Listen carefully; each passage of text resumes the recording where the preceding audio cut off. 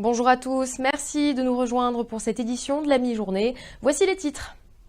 La France en finale de la Coupe du Monde. Les Bleus se sont qualifiés hier 1-0 contre la Belgique. Du Stade de l'Est au Barachois, en passant par le Chaudron, des centaines de supporters ont fêté ça comme il se doit. Ambiance avec Radji Floricourt.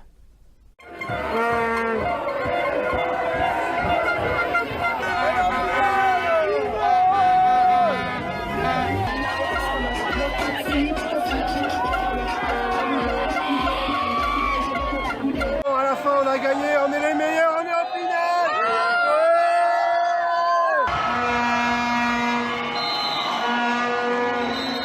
Les Français ont bien joué, les Belges aussi. Ça méritait les prolongations. Mais bon, je suis content, on a gagné.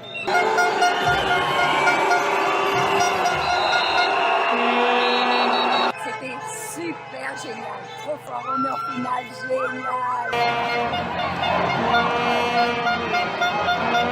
Un peu long de part, mais moi, on a marqué, c'est l'essentiel.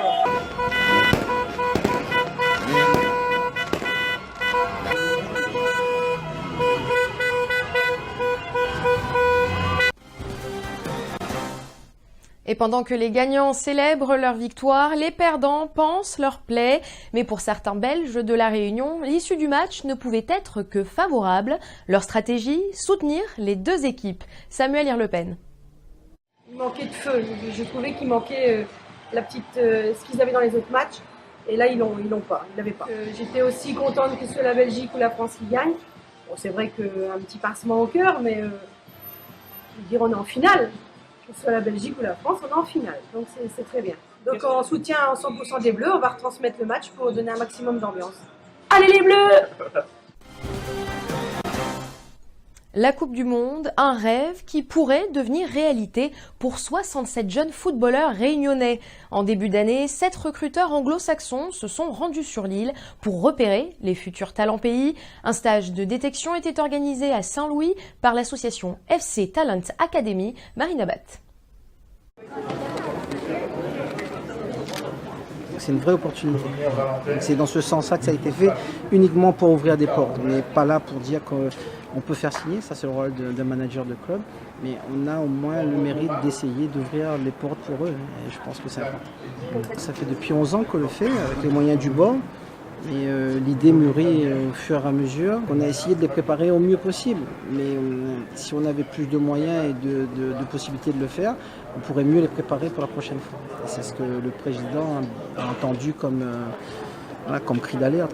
La proposition que j'ai formulée, c'est de faire en sorte que nous puissions engager donc une convention triennale, donc travailler ensemble donc sur les 3 prochaines années, pour être certain que d'une année sur l'autre, il puisse y avoir donc un accompagnement de la région, qu'il puisse y avoir un soutien de la collectivité régionale, et être certain que cette opération-là puisse durer dans le temps. Une simple question, est-ce qu'il y a du talent à La Réunion? Oh, without a shadow of a doubt, we've been hugely impressed. Nous étions vraiment agréablement surpris par rapport au niveau des jeunes réunionnais, en trouvant qu'ils ont vraiment des très bons talents. Et nous sommes surtout curieux de voir est-ce que ces jeunes qui sont capables de transférer ce talent dans le jeu, dans la situation du jeu. Fière d'être footballeuse parmi ces garçons.